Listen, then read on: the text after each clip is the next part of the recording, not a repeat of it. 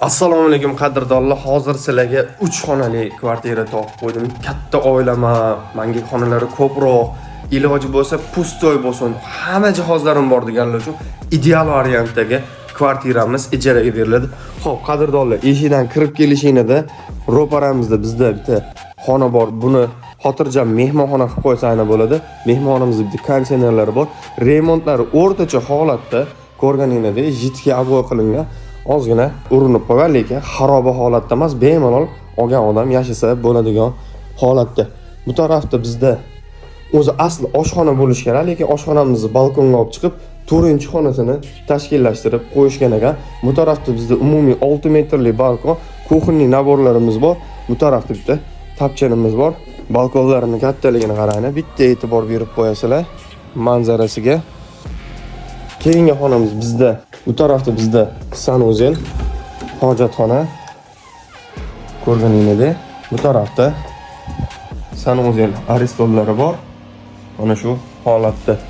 Suvdan birinchi mikrofonda ko'pchilik muammo bo'ladi deb o'ylaydi. Suv bachalarini o'rnatib qo'yishgan. Endi bu kvartirada muammo bo'lmaydi. Bu yana bitta xonamiz. Xohlasangiz buni kattalovchi yotoqxona qilib bersangiz bo'ladi. Xohlasangiz spalnya o'rnida foydalansangiz bo'ladi. Bu tarafdan qarasangiz katta yo'lli bo'yi ko'rganingizda. Keyingi xonamiz bizda bitta kichkinagina xona, ehtiyojingizga qarab yana bitta xona sifatida foydalansangiz bo'ladi. Ko'rganingizda uyimiz yaxshi holatda, remontlari ham urinib ketmagan, shilinib ketmagan. Yaxshi bemalol bitta oila kirib yashayman desa, o'zini mebel, texnika jihozlari bilan olib kirib bemalol yashasa bo'ladigan variantda. Ushbu uyimizni manziliga keladigan bo'lsa, Namangan shahar 1-mikroyon Sabr zapravkadan ham kirsangiz bo'ladi. Bu tarafi Bahodir magazindan kirsangiz ham bo'ladi. 5 qavatli domimizni 5-etajda. Isitish tizimlaridan, kommunalkalardan umuman muammo bo'lishi mumkin emas. Gaz, suv, svet, kanalizatsiya tarmoqlari o'z o'rnida shakllantirib qo'yilgan. Isitish tizimi markazga ulab berilgan. Hozirgi holatda ham uyimiz issiqqina holatda turibdi. Ushbu uyimizni narxiga to'xtaladigan bo'lsak, 2,5 million deyishyapti.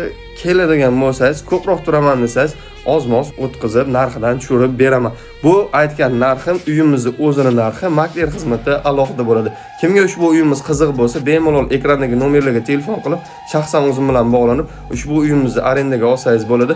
Barcha aynini Namangan e'lonlar va Namangan ijara uylar kanallarida kutib qolaman. Bizdan uzoqlashmang, yangiliklar hali oldinda.